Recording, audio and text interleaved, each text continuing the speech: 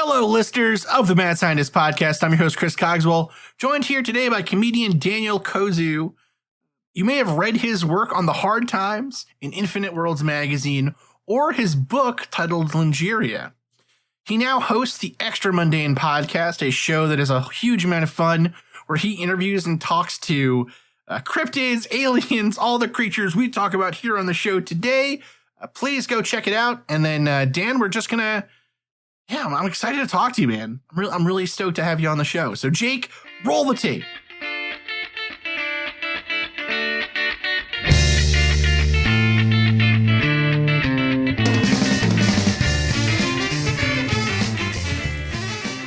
Dan, welcome to the show. Oh, man, thanks for having me. Yeah, of course. I was really excited to hear about your show because it's something that I've always thought would be so much fun. Yeah, in my head, I've thought that if we ever got, like, we've had people approach us and say, we'll do like an alien show with you or whatever, and we're always like, no, that sounds dumb and whatever. But the one that I would love to do, or the one I think would be so funny, would be like a UFO hunter comedy show that shows them just like what it really is like to be a UFO hunter. So like you're peeing in a Gatorade bottle at a truck stop, waiting, you know what I mean? Like, going to talk to people who are like, anyways, I think it'd be pretty fun. So tell us a little bit about your show. Yeah, sure. It's called The Extra Mundane with Max Ward, and I play Max Ward. And it's sort of an Art Bell type character. So he hosts a paranormal interview show, but not only does he interview like ghost hunters and, sort of the human aspect, but he also has on like the Mothman and Bigfoot and aliens to talk about their experience as well. And so that's, and it's mostly improvised. I have on improv comedians, and I just kind of harass them with questions and force them into bizarre areas of their personalities. So we don't really I'll have a guy on and I'll be like, okay, or we'll talk about it quickly beforehand and say, and I'll know he's the Mothman. And then that's really kind of it. And we'll just start talking. And so, and it goes into really strange places, and it's so much fun. Man, that's another good idea for a podcast that was just attacking and berating people who do improv comedy. That might also be really fun. So your show is kind of an interesting take on, the world of the weird. I mean, I think a lot of people take it. There's like two camps. There's people who take it way too seriously, and then people who don't take it seriously enough, and I think by seriously enough, I mean, there are real people that are involved in this. Their lives really are ruined sometimes by being involved in this subject. Like, it's for a lot of people, it's like a religious, for a lot of people, it is like a religious experience. So what made you like, are you actually interested in these subjects? Oh yeah, absolutely. And I found like, my best comedy comes from things I love. And that's why I write for the Hard Times, which is punk and metal and paranormal. I've been obsessed with my entire life. And that's where I can find comedy, because I like to come at it from a place of love and a place of respect. And I'm not looking to make people look stupid. I'm not trying to make people look, make this like look dumb. But I also love comedy for people who don't seem to have much of a sense of humor, like punks and metalheads. Obviously the Hard Times is pretty big, and so that's why there are a lot of people who have a sense of humor about it, but they're kind of known for not. And that's another reason I really like this idea, was that it's sort of poking fun at people who don't typically like to have fun poked at them, but it is from a place of love. Yeah, it's actually really funny. So just literally like minutes before we got on the air here, on the air as if we're going out live, and this is not going to be carefully curated by Jake. Minutes before this came out, Jeremy Corbell, who some would say is playing a character, Jeremy Corbell came out and said, or he put out this video that he got from someone on a Navy ship of a UFO supposedly dropping down into the ocean. And it's like a huge leak and everything else. And, literally within like moments of that going up on Twitter, people were ripping each other's throats out. Like Mick West, this famous skeptic, was like the first one to come out and be like, well, I think this might be a balloon. And people were like, it's not a balloon, you fucking idiot. You know, like, I'm gonna fucking kill you. Like, it gets so heated so quickly. And yeah, it's people don't really have a sense of humor about this. I think because really it's become like I actually think it's really similar to kind of the punk or metal or like just music scenes in general, where it's more than just the, you know, my favorite band of all time growing up was the Smashing Pumpkins, and Billy Corgan is a hilarious dick. You know, like I can laugh at that and know that Billy Corgan is like not really someone to look up to, right? But his music really spoke to me. It still really speaks to me. They're still my favorite band. But for a lot of people, it becomes their personality. Exactly. It becomes them. Yeah. And I think I was almost there at one point. Like, I think in your 20s, and that's the weird thing about the internet. You don't know if you're talking to like, I mean, I'm almost 40, but you don't know if you're talking to like a 20-year-old or even like a 16-year-old who's taking things way too seriously like I did.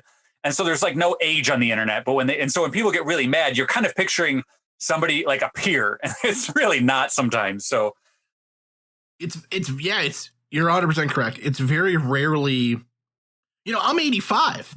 Like, you never know. No, it's true though. You never know if you're talking to somebody there have been a number of times on Twitter, especially, where you get into it with someone who's into UFOs, who's just like constantly trolling you. And then you're like, wait a second, this person only seems to attack me when school is out. Oh my God. You know, you're like, I am fighting with a 5th grader, you know, and like probably him calling me a poopy head should have been my first hint that something was off there. But like on all these paranormal like subreddits that I follow and stuff, there's people who are just like somebody will post a video and be like, oh, this is like, they'll just shoot it down immediately. And then you're like, why do you follow these? Like, why do you make your existence like to prove people wrong? We're just having fun with this. Of course, that's probably not a chupacabra crossing the street, but it's just fun to watch. And like for somebody like their existence is to swoop in and bring reality to you is just, it's just, I don't know. It's sad for them, I guess. It is interesting. I think it is very much so. Like, the internet has been good for some things, but really, really, I think bad for, like, usually, you know, you read stories about like, I don't know, the 1800s or like the 1700s, where, you know, every town had like one cantankerous asshole. You know what I mean? And the internet has just allowed every town's cantankerous assholes to get together and like shout at you at once. And also, I think because like there is an inertia to the internet where, you know, we get this with podcast reviews. People only leave reviews if they really love you or they really hate you.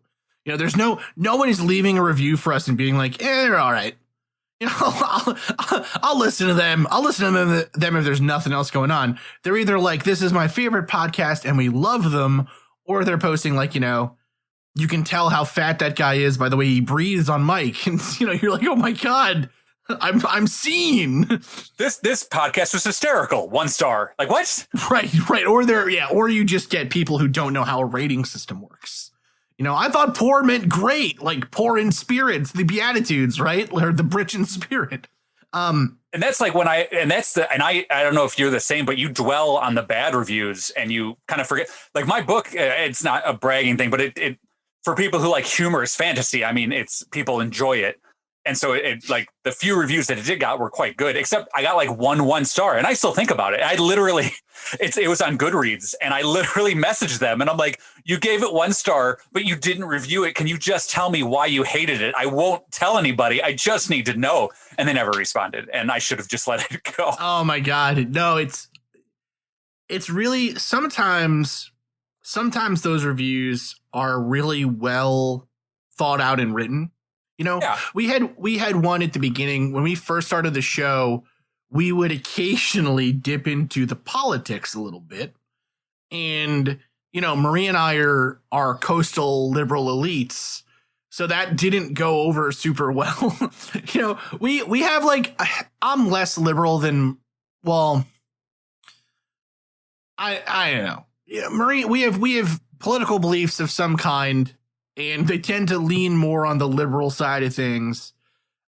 And, you know, I think for a lot of people who listen to the paranormal, who are interested in this stuff, they do just want it to be funny and fun.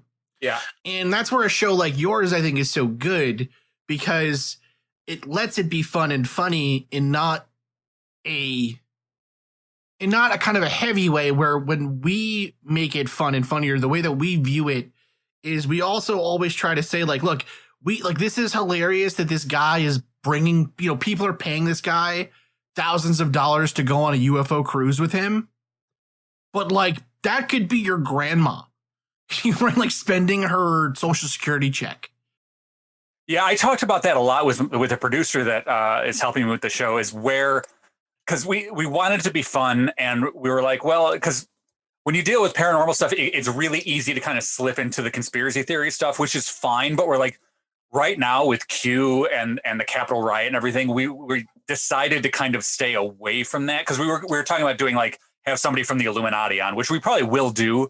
But at this moment, we're like, this is just not the time. This is like, we really just kind of wanted to bring joy to people and be as silly as possible. And so we really are trying to stay away from politics in this, just at least for the time being, because it's, I mean, you can go anywhere for that right now. And we really kind of wanted to stick out as something a little different than what everybody else is talking about on Twitter. Right. Yeah. And I'm glad you bring up the truth of QAnon. I'm just kidding. Oh shit, what show did I sign up for? Pizzagate is real. Yeah, this is bad.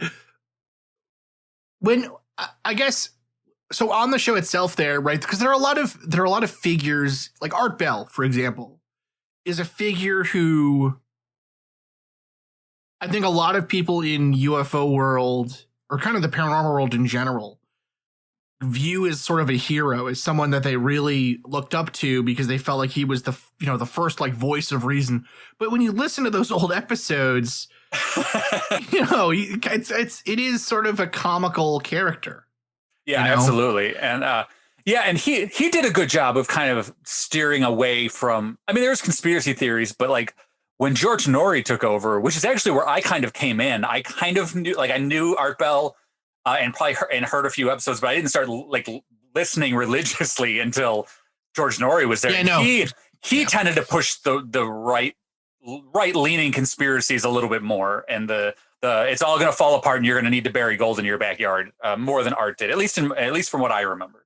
No, yeah, Norrie, I think, and that's what's kind of interesting too, is I think a lot of fans consider or think of Norrie as like the downfall of the good, the quality of Coast to Coast AM. And yeah, like you, that's the era that I got. That's when I listened, Yeah. And really going back and listening to those older shows, you can kind of tell the difference and appreciate it and everything else. So what are some topics you have planned coming up?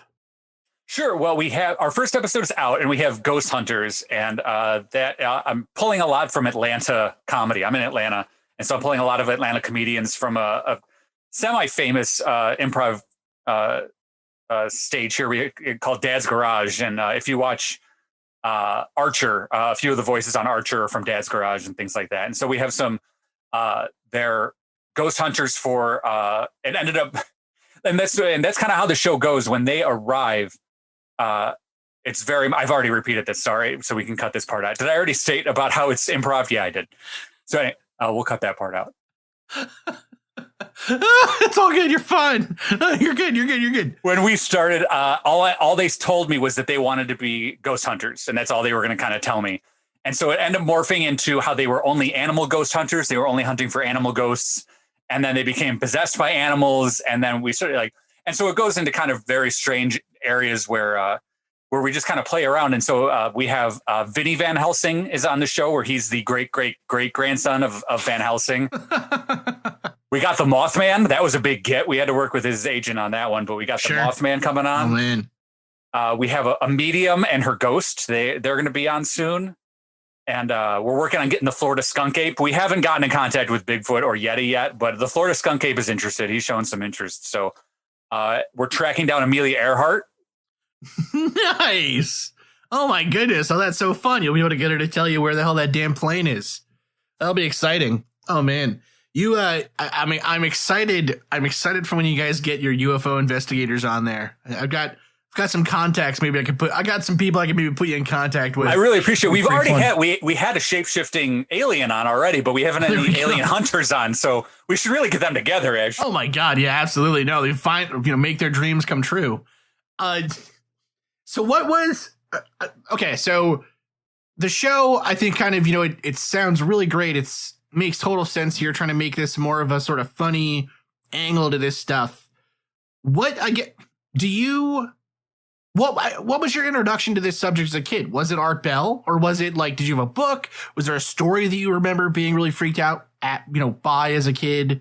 I was obsessed with aliens, and I don't know. I feel like it was before the X-Files, because I remember the X-Files starting, and I'm like, oh my God, I'm already knee deep in this. Mm-hmm. But I don't quite remember the timeline. But I think America kind of went through a alien obsession in the 90s. Even before X-Files started, but I can't quite remember. But I actually bought Communion at a truck stop on a it's the only place they sell it. Yeah, on a road trip with my family, because it had like a UFO on the cover, and I assumed it was a fictional. Well, whether or not it's fictional is up to you, but I thought it was just a book, like a Michael Crichton type book. Oh man, scared the hell out of me, especially reading it like at night in a hotel in the middle of nowhere, like South Dakota, I think I was at that. Oh my God, dude. South Dakota is scary on its own. Yeah, absolutely. Yeah, oh my God. My wife tells a story of her and her mom went through South Dakota. This is totally unrelated to aliens, by the way. They went through South Dakota to visit a relative. They have this 100-year-old relative who lives in the Dakotas.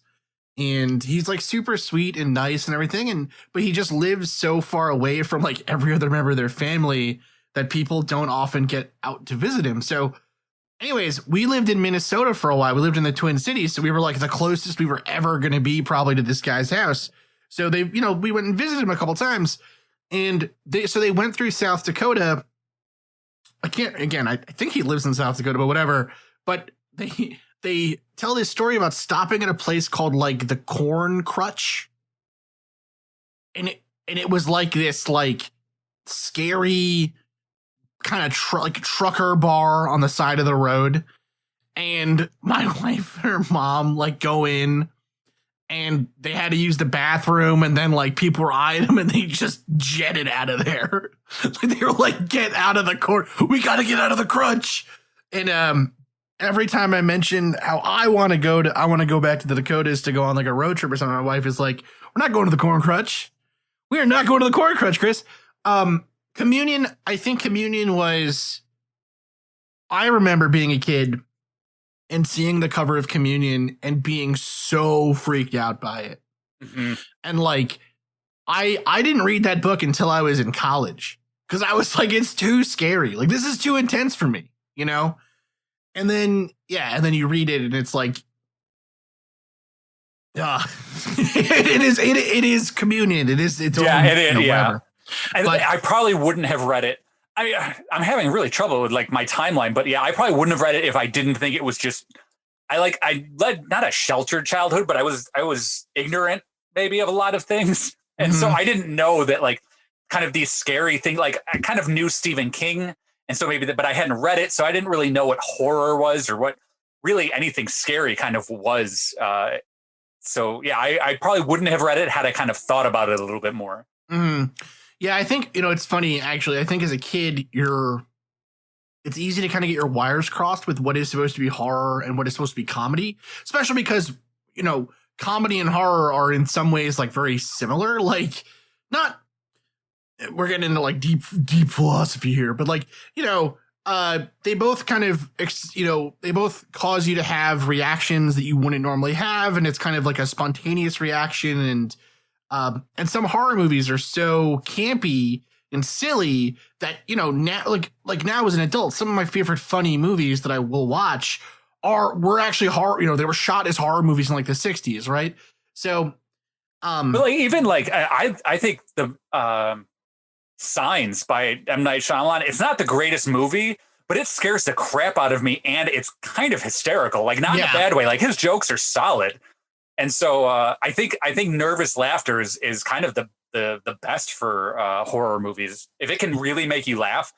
Yeah, it kind of hits a weird sweet spot, you know. Yeah. I remember when I was a kid, the first time my mom tried to get me to watch Young Frankenstein, I was too afraid. like my mom was like, you're an idiot. What's wrong with you? Like, it's not scary. This is funny. And I'm like, this is got Frankenstein. You know, and I was freaked out. And then I finally watched it and like legitimately ended up peeing my pants. Because of how funny it was. Yeah, it's a weird thing. All right. So communion was kind of the first thing that you really remember sticking out to you. Have you kept up with it over the years? Like, have you? I read maybe the second one. I can't even remember the names anymore, but I did read another one like a couple years later. Like the internet hadn't quite existed. So you couldn't really figure out unless you really did a deep dive in like that there were more books and things like that, or I was just a moron. I don't know. But a few years later, I did try another one. I'm like, this is the stupidest thing I've ever read in my life. Like it really didn't. Either I was older or and a lot of people say the other books don't really hold up as much. The longer these subjects go, I think the more the older books stick around because they get the sheen almost of history to them, you know, or the patina of history. So that like looking at Communion, or let's not take Communion because Communion is kind of its own interesting thing and there's a lot of history there and whatever. But like The Interrupted Journey was one of the first UFO books I ever read. That one is, it's the first case of alien abduction and the first case that had hypnosis in it. The first case that had the car kind of shutting down in that same way. Like it really was, if we're thinking about like the kind of the mile markers on the road towards idiocy that we're on today, you know, it's an important stop. You know, it's their corn crutch. So with the Betty and Barney Hill case, people look back at it today and think this is such an important one in the book with all of its errors and flaws or whatever. The case is so good because they're looking back at it and thinking, or kind of not remembering all of the other media and all the other stuff that was around at the time, you know? So like, if we think about like Communion, right? You know, the idea of like a grayish skinned alien with big eyes, taking you into a ship or something, that had already long been a trope in the UFO world before Whitley Strieber wrote it. But that had been a trope as part of literature since like the 1800s. Really? Yeah. And so, you know, what we're really bad at, I think, as a culture is recognizing that a lot of these stories have, like, we've been telling the same like 25 stories, right. You know, since the beginning of time. You know, the idea of like, and that's why shows like Ancient Aliens get so popular. Those ideas become popular because people are like, did you know the Egyptians had stories about magical creatures pulling people out of their beds? And it's like, yeah, every single culture has ever had them. It's why we have them. Right. You know, because it just continued. No one, you know, everything is a reboot. But in the same sense, I'd almost say like it's, people kind of say like, well, isn't it weird that like, oh yeah, once this guy said that he saw a saucer shaped craft, everybody started seeing saucer shaped crafts, and flying saucer became a part of the vernacular. And it's like, well, yeah, but if you ask somebody to describe a duck and ask another person to describe a duck, they've both seen a duck, they're going to describe it the same way. So it's sort of, it could go either way. Yeah, it becomes, well, that's what's so fun about watching or hearing those older stories is now if you read The Interrupted Journey, like, okay, I tell you that this story is about aliens abducting Betty and Barney Hill. What do you think of? Like, describe how that happens. It's very like, like, how do you think? Like, I guess what I mean is, if you had to write a scene describing the Betty, if all you knew is Betty and Barney Hill are driving down a road in New Hampshire and they get abducted by aliens, what do you think that looks like? It would be exactly how, well, that's right, exactly how I've seen it. the car starts flickering, the beam of light shoots down. Yeah. Yeah, like Fire in the Sky. That's I actually pictured Fire in the Sky when you said the hills. Yeah, no, 100%, right? So the car stops because the aliens like zap it with a magnet or whatever, and then Barney looks at Betty and is like, "Oh my god!" And then a light beam comes down. They fall asleep or whatever. They get abducted up. They're tested on with medical devices. They're shot back into the car. They go on their merry way. Betty and Barney Hill. The aliens set up a roadblock. They literally were like wearing hard hats and vests and were like, they stopped them and then they took them out of the car by hand and walked them up their ship. Well, up a ramp to their ship. Okay, yeah. That's interesting how your memory, because I've heard the Hill story several. I haven't read that book, but of course everybody's kind of heard it. Well, the thing is that it's not really memory, right? It's like cultural memory. Yeah. You just now have an idea of what an abduction must look like. But that's not how it looked, right? In the 60s, an abduction looked like a traffic stop, So it's a really fascinating thing how over time, and now in later years, the Hill story has kind of been morphed by people to say, no, it must have been like modern day events. They were just remembering it that way, right, or whatever. And it's the same thing with all these ancient alien theories or whatever. So, I think to the argument of like, well, they all must have seen the duck. Like maybe, but maybe maybe there's one guy lying about the duck at every bar in the country. And so everyone is like, I've seen a duck too, and it's like, you haven't, you didn't see the duck, so it's just a fascinating, like humans suck. Man, like it's just rough. But I don't know, and that's the thing is, I think we especially right now, you have to believe what you believe, and you're not allowed to not be solidified in that. You're not allowed to change your mind anymore, and you're not allowed to sort of say, well, like to kind of hedge it and be like, well, I believe this, but I'm not certain of it, like, and so, like.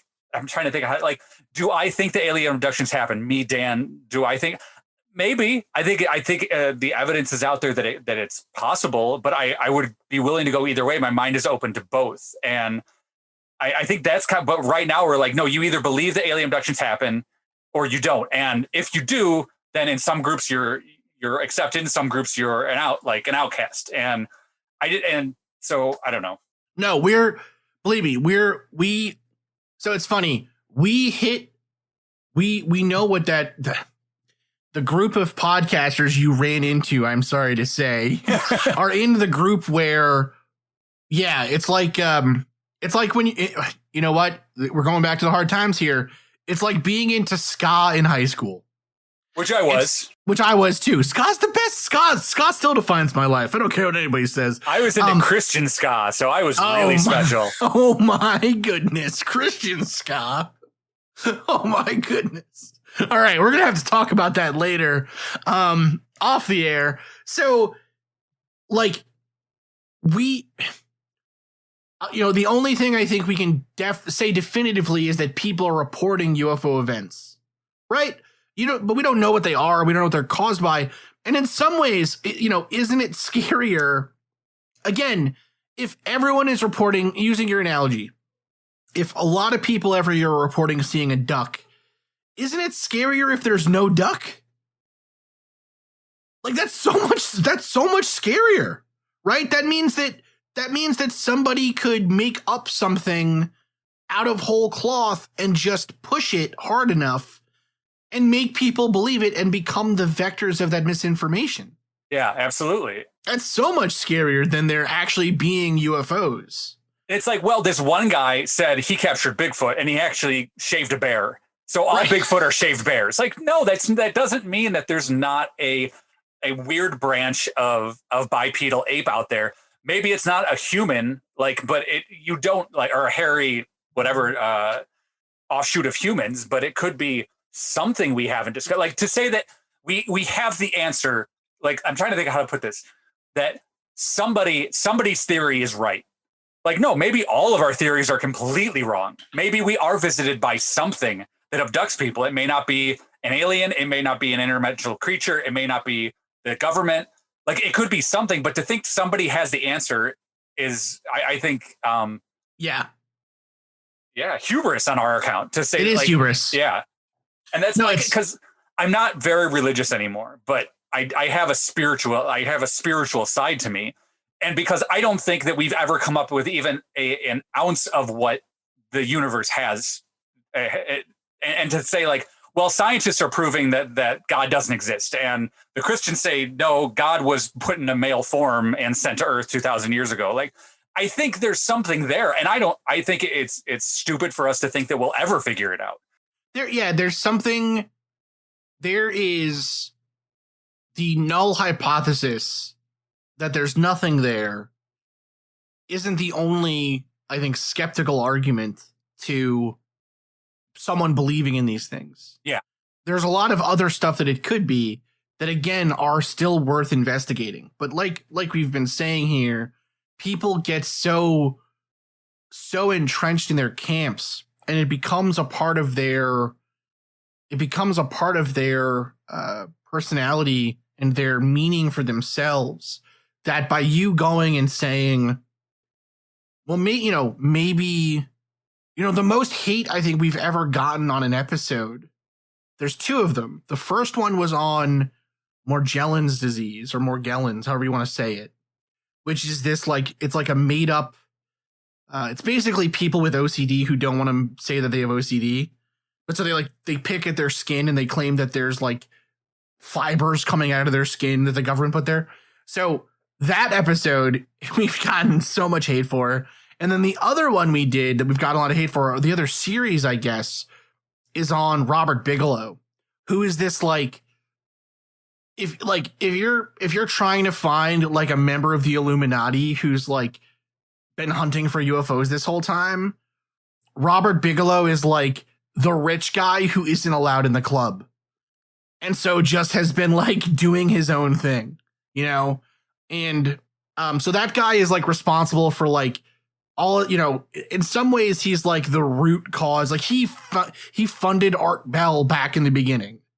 Like this guy is like the root of like modern paranormal everything, in some ways. And yet he is very,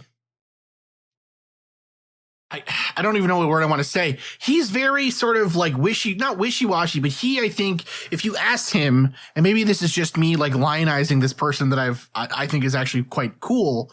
I would argue that if you asked him what he thought these things were, he would say, I have no idea, and he's spent probably more money to search for them than anyone in history. But when we did the episode, people came out and were like, people just attacked us because his myth, the mythos that he created around himself, has become so entrenched and so like such an important part of UFO lore that if you poke fun at or think that Robert Bigelow isn't really telling the truth, or maybe isn't as amazing as people say he is, you're like, it's like attacking the Pope, like it really is like attacking the damn Pope. I feel like I should reach out to him to have him on the Extra Mundane. I might need to reach out to his people. Oh God, yeah, you might just have to. It'd be pretty fun. I think we're at this point where we've kind of plateaued almost. I feel like where the search there has to be an answer at the end of your search. You're not allowed to just explore. We can't be Star Trek anymore, where you're just looking for strange new worlds, and you're always have to be looking for an answer or a cure or a definitive thing. You're not, and I think that's a fault now where we've become as a culture. And I don't know. Yeah, it's really hard to. It's really hard to. It's hard to, I think, justify like okay. We've talked a lot about UFOs here, but let's look at ghosts, right? Ghosts is another good example, or even Bigfoot. Bigfoot's a good example of this too. The belief in Bigfoot is basically as old as the belief in UFOs, maybe even older in some ways. And yet Bigfoot has never had the same kind of gravitas that UFOs get. I think because Bigfoot isn't, no one's come out and said Bigfoot is like shutting down our nuclear sites.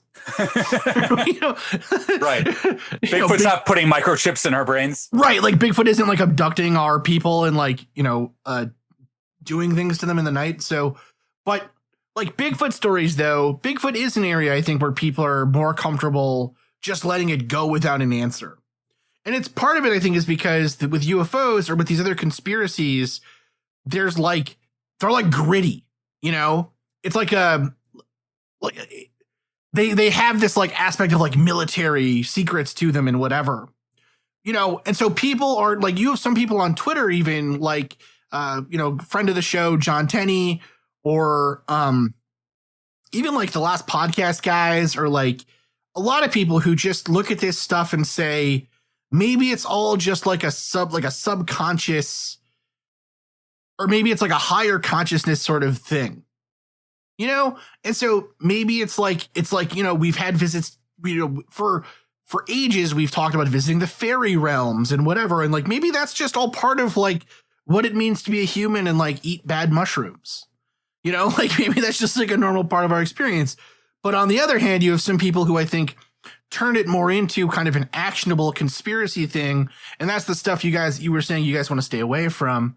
I think that really is the difference there. But all right.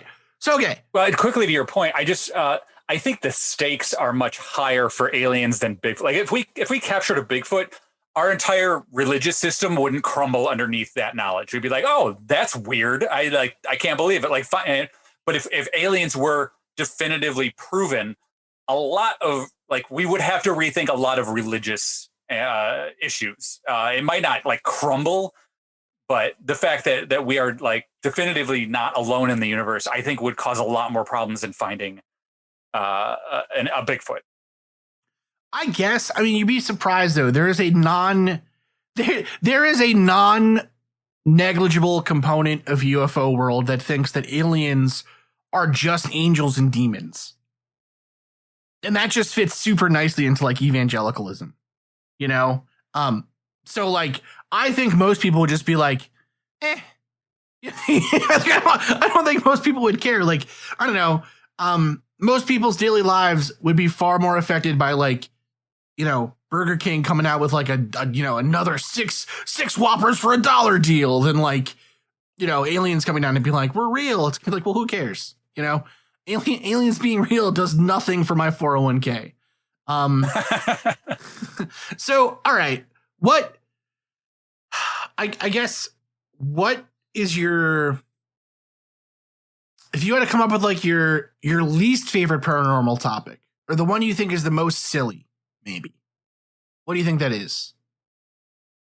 I'm trying to think. I honestly think, and maybe we'll get something, but I really think that the silliest one is that there's some sort of shadow government. And Illuminati is a little different. You can define people with lots of wealth and power kind of trying to put their will on a society. I mean, honestly, I do think that's what billionaires do. I don't know if it has to be secret society or anything, but to say that there's like a shadow government, the government operates it's the worst machine ever created. And to think that the people who run that are somehow able to run some sort of secret operation within us is, I think, ridiculous. Like, I think corporations, and this is probably a left versus right thing, but I think corporations are much more able to control a population than a government ever could. A government has to do it by force. A corporation can do it through advertising and through media and through everything out. Like that's personally. So that's why I think the idea of a shadow government is silly. So you've heard it here first, folks. Max Ward of the Extra Mundane Podcast, noted fan of the deep state and puppet of the Illuminati. I agree with you, especially having worked with and known people who have worked with the government and had really kind of like hearings, the perfect, I think, encapsulation of like the ability of the average. Well, okay. I had a buddy who joined the military right out of college. Okay. And like right out of high school. So I grew up in New York, and when I was in school, when I was like in middle school, 9/11 happened. Like the first day of 6th grade, 9/11 happened. And one of my good friends was really, really affected by it and wanted to kind of join the military. And, really, I think that became kind of instilled in him with all of that and everything. And he told me once this story about one of the days he spent kind of training. Him and his army buddies got so bored that they decided to just like dare each other to do stuff. And one of the dares ended up with like somebody sitting on a fire ant mound. Jesus Christ. Yeah. And like that to me is like the perfect, like there are people involved in the military, right? Like there are people involved in government and they're not good at keeping secrets or doing illegal stuff in secret. Like, in the news right now, there's someone is in trouble for literally sending texts, sending Venmo transactions to his like lady friends being like, $100 for quote school, end quote, and then like a grapefruit or whatever, like an eggplant emoji. You know what I mean? Like we're not like a smart people. We're just not smart generally. And so if there was a big secret like that, it would leak. Like, if it has no one involved in UFOs ever tried to plan a surprise party? It is impossible. Like, you can't. There's no surprises anymore ever. And like, and just I don't understand the end game. And if the end game is like to control the entire population, like they have done a terrible job at it. Like we have, and so. The end game, and that's why I think a corporation, their end game is profit, and they're making profit, and that like I can see, and they would do anything. They would dump toxic waste to save money. They would try and make people like use subliminal messaging to try and get people to buy their product. That makes perfect sense to me, but I don't see an end game, or at least a successful end game in some sort of shadow government. There's no clear and obvious. Yeah, there's no clear and obvious goal. It's not like in Watchmen where, they fake the alien invasion to, whatever the hell. That was a terrible ending. You know what I mean? This is a terrible ending. But yeah, I'm with you there. All right, cool. So kind of the deep state ones you think are silly, which means you are a prime target when the end days come. All right, cool. So, well, I mean, the show sounds like it's going to be a lot of fun. I'm really excited to listen. Once you dig into some of those UFO things, I think it'll be a lot of fun there. I think it's going to be pretty sweet. What do you want listeners to know about the show? Like, what would you want listeners who are, on the fence about listening? What's your pitch to them? Pitch my listeners here. The Extra Mundane is just a lot of fun. If you like comedy or paranormal, I think you'll really enjoy it. You don't have to be an expert going into it. We actually start each show like on when we have the Mothman on. I give a brief 2-minute rundown of who the Mothman is and what people believe in him, and then we go into the interview. So you actually learn a little bit right at the start of the show, and then it's really just a silly time. And I really, especially after this year, I really just wanted to put something out that was. It's not clean. I think there's a little bit of swearing. It's PG-13, but it's fun. And I really hope that people listen to it and I just am able to make them laugh for a little while. It is also, I will say, listeners, very well produced. It's going to be a lot of fun. I think you should all go and listen and download it for sure and give it a shot. Yeah. Well, listen, Dan, it was such a pleasure having you on here to talk to us today. Great conversation, good times. People, again, my ghost. Oh my God. Oh, we forgot to tell people I had died 13 years ago. Right, I'm sorry. Who's a ghost? People, my guest today was comedian Daniel Kozuh. Again, his show is The Extra Mundane with Max Ward. Please check it out. I think it'll be a lot of fun. Currently available on Podbean, all over the place, through RSS feed and everything. And yeah, we'll be tweeting it out there. So please.